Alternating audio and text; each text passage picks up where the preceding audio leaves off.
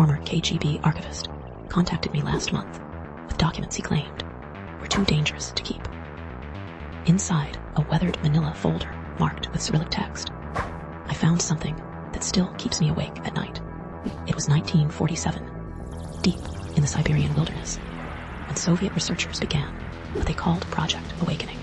5 political prisoners volunteered for a sleep study, promised freedom in exchange for 30 days without rest. The facility was isolated, surrounded by nothing but frozen tundra and the howling wind that never seemed to stop. Dr. Mikhail Volkov, the lead researcher, documented everything in meticulous detail. The subjects were sealed in a chamber, pumped with an experimental stimulant gas designed to keep them conscious indefinitely. For the first 5 days, everything proceeded normally. The prisoners talked, exercised, even joked with each other through the intercom system. But by day 6, something changed. The laughter stopped. Whispers began echoing through the chamber at all hours.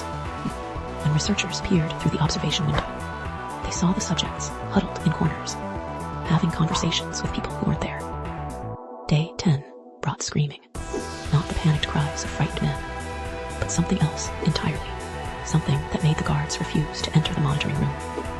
The subjects had stopped eating, stopped drinking water.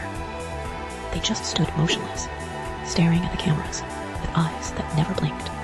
Volkov's final entry, dated day 15, described what he saw when they finally opened the chamber. The prisoners were still alive, but they had torn away pieces of their own flesh. They begged the researchers not to let them sleep, claiming that sleep meant death.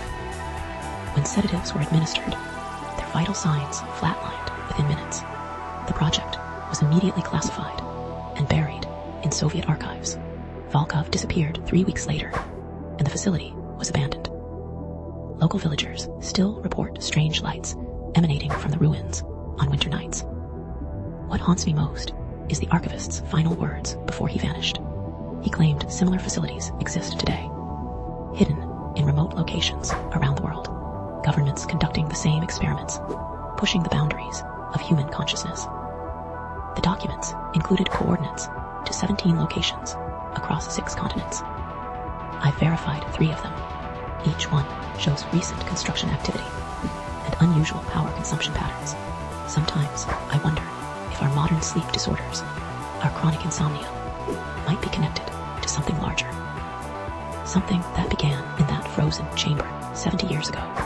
Because if the Russian sleep experiment taught us anything, it's that some doors should never be opened, and some of them never truly close.